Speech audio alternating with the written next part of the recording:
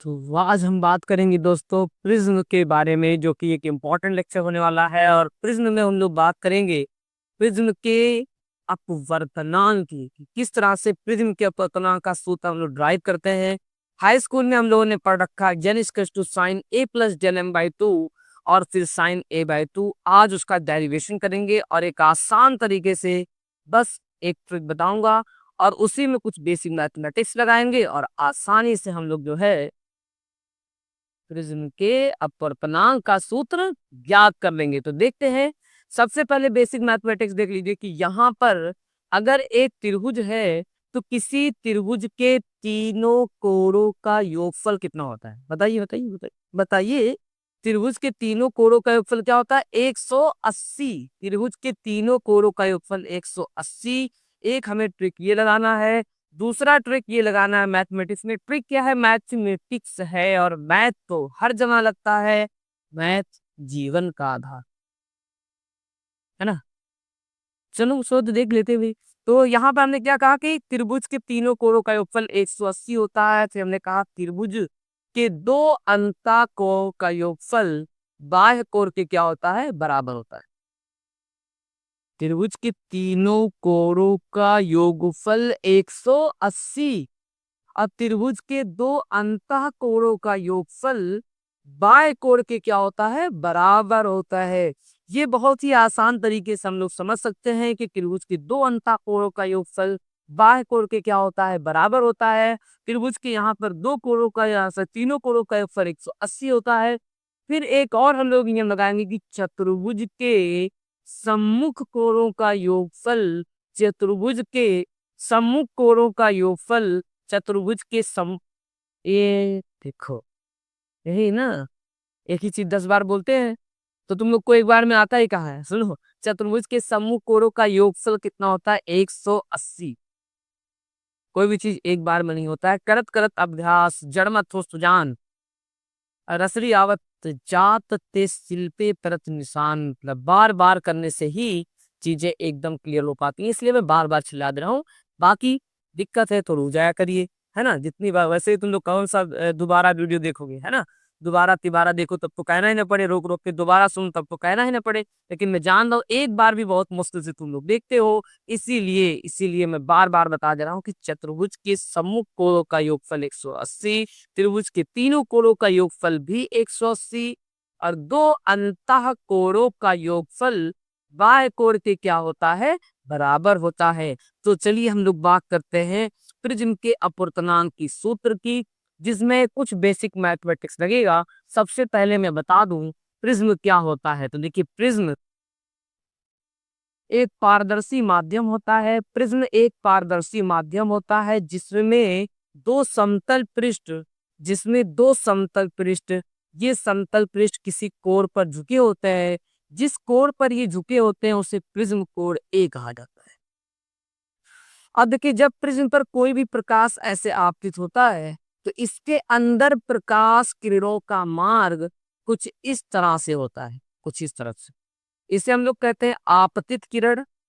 ये आपतित किरण है, इसलिए लिखता नहीं जानना जैसे कि ये आपतित किरण है, ये निर्गत किरण है। जब हम लोग आपतित किरण को आगे की ओर, निर्गत किरण को पीछे की ओर बढ़ाते जाते हैं, जब हम लोग आपतित किरण को आगे की ओर, निर्गत किरण को पीछे की ओर बढ़ाते जाते हैं, तो जिस बिंदु पर ये मिलता है वहां एक कोण बनता है जिसे विचलन कोण कहते हैं।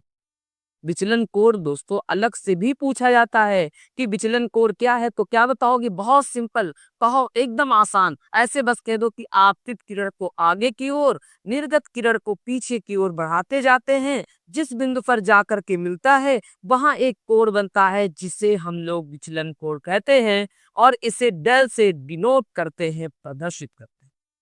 क्लियर है? अब देखिए, क्योंकि ये एक झुका हुआ तल है तो इस पे अभिलंब कुछ इस तरह से होगा। अभिलंब जो है कुछ इस तरह से अभिलंब होगा। झुके हुए तल पर अभिलंब ऐसे तिरछा सा दिखाई देता है लेकिन रहता 90 डिग्री पर। यहाँ पर भी अभिलंब कुछ इस तरह से दिखाई देगा तो यहाँ पर भी हम लोग ऐसे अभिलंब ड्रॉ कर देते हैं ये। ठीक है। अब यहाँ के कोण दिखाएंगे सबसे पहले। तो सबसे पहले एक और चीज मैं बता दूं कि आपतित किरण को जब आगे की ओर, निर्गत किरण को पीछे की ओर बढ़ाते जाते हैं। जिस बिंदु पर जाकर के मिलता है वहां एक कोण बनता है जिसे विचलन कोण कहते हैं। एक प्रश्न यहाँ से आता है कि विचलन कोण निर्भर करता है किस पे, बताइए बताइए। तो विचलन कोण निर्भर करता है किस पे? आपतन कोण पर। किस पे निर्भर करता है? आपतन कोण। और आपतन कोण का मान बढ़ाने पर विचलन कोण का मान घटता है। आपतन कोण का मान बढ़ाने पर, यानी इसको हम लोग बढ़ाएंगे तो विचलन कोण का मान ऐसे घटेगा, लेकिन घटते घटते घटते घटते घटते घटते एकदम घट जाए। इसके बाद फिर अगर हम लोग आपतन कोण का मान बढ़ाएंगे तो विचलन कोण का मान भी बढ़ना शुरू हो जाए। मतलब कह सकते हैं केवल और केवल एक बिंदु ऐसा होता है जहां पर विचलन कोण सबसे कम होता है। उसके इधर भी उससे ज्यादा और इसके इधर भी उससे ज्यादा। सर समझ में नहीं आ रहा।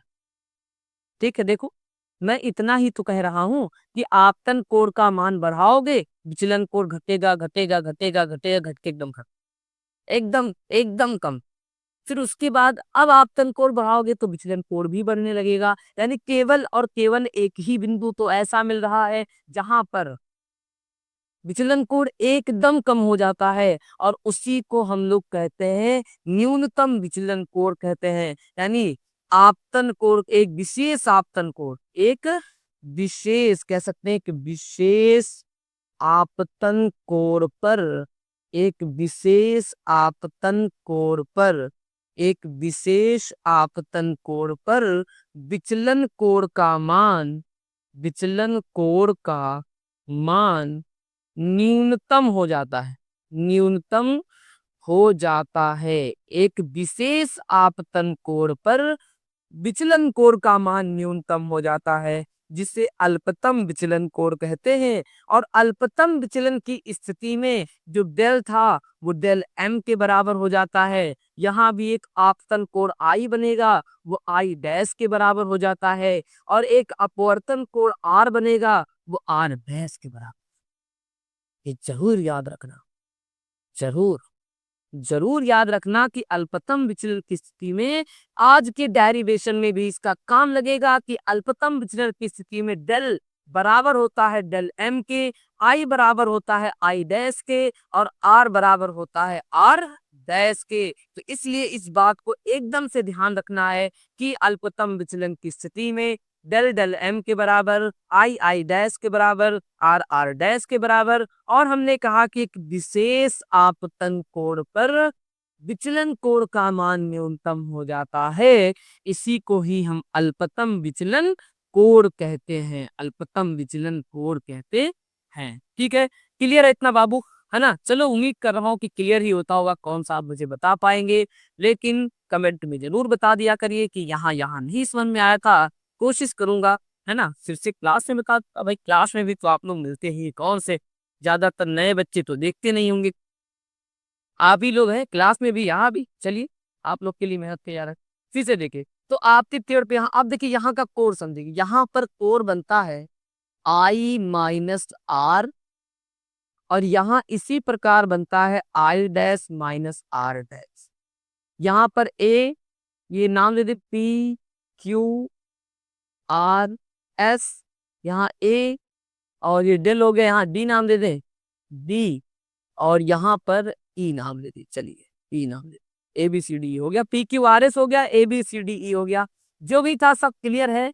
अब यहाँ पर मुझे समझाना कि आई माइनस आर कैसे आया है और यहाँ समझाना है कि I dash minus R dash कैसे आया। तो देखो यहाँ पर ऐसे ये देखो, ये आपतित किरण, ये अविलंब के बीच में आपतन कोण आई बनेगा और ये अपवर्तित किरण है और ये अविलंब है, ये अविलंब है। तो अपवर्तित किरण और अविलंब के बीच में अपवर्तन कोण आर बनेगा।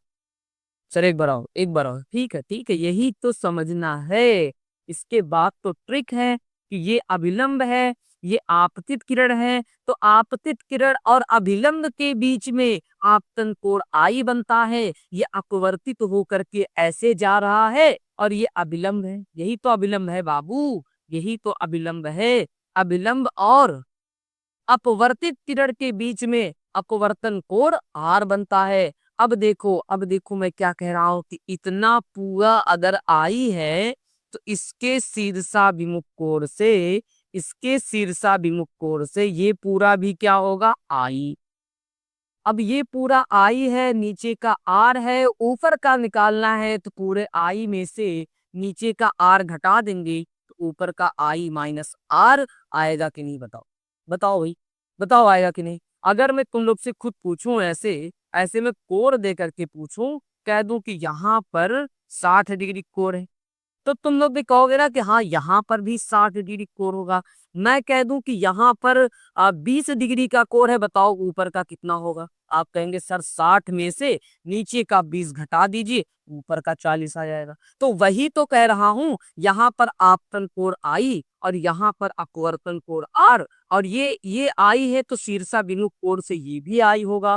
पूरे आई में से नीचे का आर घटा दीजिए तो ऊपर का आई माइनस आर आएगा कि नहीं। आएगा कि नहीं बताओ, बताओ भी। आएगा ना, आएगा ना, हाँ हाँ, आएगा आएगा आएगा आएगा। जहां देखो वहीं गाना, जहां देखो वहीं गाना तो नहीं बन पाया, लेकिन तुम लोग को समझा दूंगा, ठीक है। चलिए अब आते हैं, एक ट्रिक लगाना है, सारी बात क्लियर हो चुकी है। इसी प्रकार जैसे यहाँ पर आई और यहाँ आर था तो यहाँ आपका आई माइनस आर हो गया। उसी प्रकार यहाँ पर आई डैश, हाँ यहाँ पर आई डैश तो यहाँ पर आपका आर डैश रहता है, तो ऊपर आपका I dash minus R dash आ जाता है। अब तुम लोग को एक ट्रिक बता दे रहा हूँ, बस वही लेके चलना है और प्रिज्म के अपवर्तनांक का सूत्र ज्ञात कर लेना है। सर अभी तक तो आपने हेडिंग लिखा ही नहीं है, हेडिंग क्या पता है, प्रिज्म के अपवर्तनांक, प्रिज्म के अपवर्तनांक का सूत्र निकालना है। प्रिज्म के अपवर्तनांक का सूत्र, प्रिज्म के अपवर्तनांक का सूत्र हमें निकालना है। प्रिज्म के अपवर्तनांक का सूत्र हेडिंग लिखूं ना लिखूं, लेकिन सुनाई दे रहा है, सुनाई दे रहा है कि क्या पढ़ा रहा हूं। प्रिज्म के अपवर्तनांक का सूत्र, अब देखिए मैंने कहा ट्रिक बताऊंगा ना, ट्रिक ये है, इसे बहुत सालों साल तक याद रखने के लिए ये याद रखना है कि जब मुझे प्रिज्म के अपवर्तनांक का सूत्र ज्ञात करना होगा तो मैं क्या करूंगा, पता है क्या करूंगा, पता है क्या करूंगा, ट्रायंगल ट्रायंगल रेक्टेंगल, त्रिभुज त्रिभुज और चतुर्भुज में चलूंगा। और वीडियो के स्टार्ट में जो मैंने बताया था कि त्रिभुज के तीनों कोणों का योगफल 180, दो अंता कोणों का योगफल बाह्य कोण के बराबर, और क्या बताया था, चतुर्भुज के सम्मुख कोणों का योगफल भी कितना होता है, 180। तो चलते हैं त्रिभुज त्रिभुज और चतुर्भुज, क्या क्या, त्रिभुज त्रिभुज और चतुर्भुज में चलते हैं। आते हैं त्रिभुज, त्रिभुज यहाँ देखिए डी क्यू आर में, डी क्यू आर में हम लोग चलेंगे त्रिभुज की दो अंता को दिखा दो। त्रिभुज ऐसे है, त्रिभुज कुछ ऐसे है, यहाँ है आई माइनस आर, यहाँ है I dash minus R dash, यहाँ है डेल। तो दो अंता कोणों का योगफल बाह्य कोण के बराबर होगा, यानी I minus R plus I dash minus R dash बराबर किसके होगा, डेल के। क्लियर है। आई को आई के साथ लिख दूं, I plus I dash, minus common लूंगा तो आर प्लस आर डैश और बराबर आपका डेल। भाई माइनस कॉमन लेंगे तो माइनस वाला प्लस हो जाएगा। और इस प्रकार मुझे एक बात मिल गया, एक बात मिल गया, एक त्रिभुज एक बात। दूसरे त्रिभुज जस्ट इसी के नीचे देखिए त्रिभुज है डिजाइन, मास्टर क्या डिजाइन बनाते हो। देखो डिजाइन बनाने में तो मैं मास्टर हूँ, डिजाइन तो तुम लोग को ऐसे ऐसे दिखा दूंगा। क्यू ई आर ट्राइंगल हम लोग चलेंगे, ट्राइंगल क्यू ई आर में, ट्राइंगल क्यू ई आर में, ट्राइंगल क्यू ई आर में जब हम लोग चलेंगे, क्यू ई आर में चलेंगे तो देखो यहाँ एक कोण दो कोण तीन कोण, एक कोण दो कोण तीन कोण, एक कोण दो कोण तीन कोण, एक कोण दो कोण तीन कोण, अब तीनों का योगफल कितना होता है, 180। तो R plus R dash plus E बराबर 180।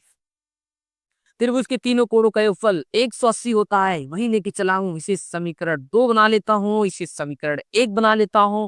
फिर जस्ट उसके यहां से देखो डिजाइन, डिजाइन, हाँ सर सही कह रहे थे आप कि डिजाइन बनाने में तो आप एकदम मास्टर। देखो दिखा ना, चतुर्भुज दिखा, चतुर्भुज दिखा ए क्यू ई आर में, तो हम लोग चलेंगे चतुर्भुज ए क्यू ई आर में।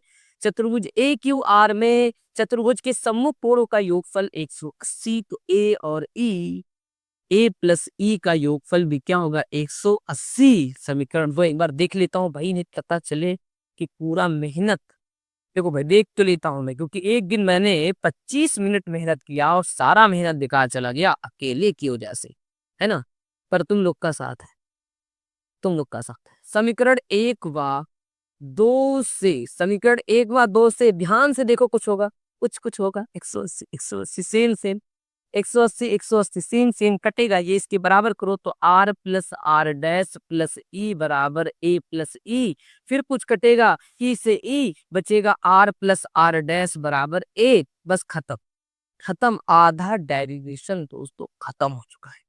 मेन सब खत्म, मेन जो भी था खत्म। क्या किया हूं, त्रिभुज में दो कोणों का योगफल बाह्य कोण के बराबर, फिर उसके जस्ट नीचे त्रिभुज में तीनों कोणों का योगफल 180 के बराबर, फिर एक चतुर्भुज सम्मुख कोणों का योगफल 180, जो कि दोनों में कुछ सेम सेम था तो ये 25 के बराबर हो गया। फिर सेम सेम दिखा, काट दिए, काम खत्म, ए का मान आ गया। चाहो तो समीकरण 3 बनाओ या ना बनाओ, तो 4 ही तो 3 था, तो ये 4। ये सब करो ना करो भैया, समीकरण समीकरण आपके ऊपर है ना, वो सब आपको करना है। चलिए थोड़ा सा और यहाँ पे मैं कैलकुलेशन करना चाहूंगा, फिर रिटर्न आते हैं। इसके बाद देखिए, अब चूंकि हम निकाल रहे हैं, क्या निकाल रहे हैं, प्रिज्म के अपवर्तनांक का सूत्र। अपवर्तनांक का सूत्र, तो जब भी किसी हेडिंग में अपवर्तनांक का सूत्र निकालना होता है, किसका नियम लगाते हो, स्नेल का नियम लगाते हो। और स्नेल के नियमानुसार, वो मनाओ, स्नेल के नियमानुसार साइन आई बटे sine R is equal to क्या होता है, एन। मतलब अब मुझे आई और क्या चाहिए, आर चाहिए, आई और आर चाहिए। तो सबसे पहले हम लोग क्या करेंगे ना, इस स्नेल के नियम को भी अप्लाई करने से पहले एक और बात कर देना है, ताकि वह आई और आर की वैल्यू यहां से उठा के रख दूं और बात सब क्लियर हो जाए। उसके लिए मुझे क्या करना होगा, ध्यान देना, यहाँ से ना तो अभी आई आया है ना आर आया है, तो मैं क्या करूंगा, अल्पतम अल्पतम विचलन की स्थिति लगा दे रहा हूं, अल्पतम विचलन की स्थिति। और हम सभी जानते हैं कि अल्पतम विचलन की स्थिति में, अल्पतम विचलन की स्थिति में, मैं अभी इसको बिठा ही दे रहा हूं, है ना, यही लिख के तब इसमें करने लगा रहा हूं, मैं क्लियर कर दूं पहले। तो अल्पतम विचलन की स्थिति में आई बराबर होता है आई डैश के, आर बराबर होता है आर डैश के, डेल बराबर होता है डेल एम के। सुना भी करो, सुना भी करो, आई आई डैश के बराबर, आर आर डैश के बराबर, डेल डेल एम के बराबर। वैल्यू पुट को यहाँ, तब तब जो आपका आर प्लस आर डैश है, वहां मैं केवल आर लिख सकता हूं बराबर ए, और आर आर मिलके 2r बराबर ए। यहां से अगर मैं चाहूं तो आर निकाल लो, a/2, आर मिल गया। सर आर और आई निकाल के और है, इसीलिए तो पहले यहाँ स्नेल का नियम लिख दिया हूं, ताकि पता चल जाए कि अपूर्णांक निकालना है तो आई और आर का मान पता होना चाहिए, नहीं तो आप आई आर के बिना अपवर्तनांक नहीं निकाल पाएंगे। और उसी आई आर को निकालने के लिए मैंने क्या किया, अल्पतम विचलन की स्थिति को लगा दिया, और अल्पतम विचलन की स्थिति में आई आई डैश के बराबर, आर आर डैश के बराबर, डेल डेल एम के बराबर, आर प्लस आर, यहाँ पे भाई आर प्लस आर, क्योंकि आर डैश तो आर हो गया ना, तो आर डैश अगर आर हो गया है तो वहां आर आर मिलके 2r, और यहाँ से आर निकालेंगे a/2। अब हम लोग क्या करेंगे, इस आर की वैल्यू यहाँ पुट करेंगे, तब देखिए, तब यहाँ देखो जो डेल है भैया वो डेल एम हो जाएगा, जो डेल है भैया वो डेल एम हो जाएगा। और आई डैश आई होगा तो आई आई मिलके कह आई, 2i माइनस यहाँ आर डैश आर होगा तो आर आर मिलके कह आर, 2r, फिर ऊपर चेक कर लो 2r की वैल्यू, 2r की वैल्यू, 2r की वैल्यू, जल्दी बताओ, तुम लोग बताओ, 2r की वैल्यू ए, 2r की वैल्यू ए, 2r की वैल्यू ए। यहां से ए को यहां अगर मैं लाऊंगा तो डेल एम प्लस ए बराबर 2i, और आई निकालूंगा तो डेल एम प्लस ए बटे 2। भाई आई निकालने 2 से भाग, या आई निकालने 2 से भाग, इतना कैलकुलेशन नहीं जाना। कुल मिला के मैंने किया क्या, आई आई डैश को बराबर किया, आर आर डैश को बराबर किया, फिर उसके बाद वैल्यू पुट कर दिया, आसानी से सब कैलकुलेशन कर लिए।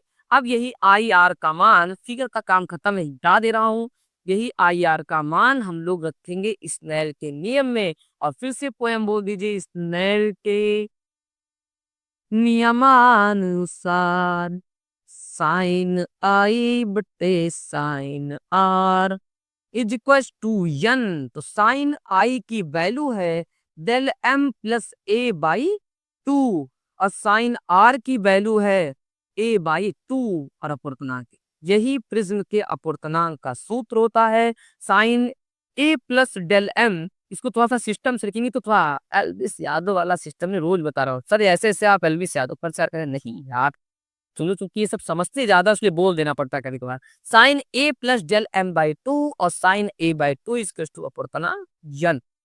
वैसे भी लिखते तो कुछ गलत नहीं था 2+3 3+2 5 ही होता है। ये प्रिज्म के अपूर्णांक का सूत्र आ गया। इसमें एक और बात इसे मन कहेगा नोट कर लीजिएगा है ना। और इसके बाद मैं बता रहा हूँ एक और बात कि पतले प्रिज्म के लिए क्या होता है। अगर प्रिज्म बहुत पतला है तो पतले प्रिज्म के लिए अगर आप देखेंगे कि यहाँ से साइन वाइन छोड़ दो है ना। Sine A plus del M by two केवल A plus del M by two हो जाएगा और साइन ए बाई टू हो जाएगा क्योंकि अब ये कोण बहुत छोटे होंगे तो साइन वाइन से कोई मतलब है नहीं। 2 से 2 कटा ए प्लस डेल एम बाई ए बराबर यन तिरछा गुड़ा ए प्लस डेल एम बराबर यन ए सामने लाकर के कॉमन ले लो तो ए माइनस यन ए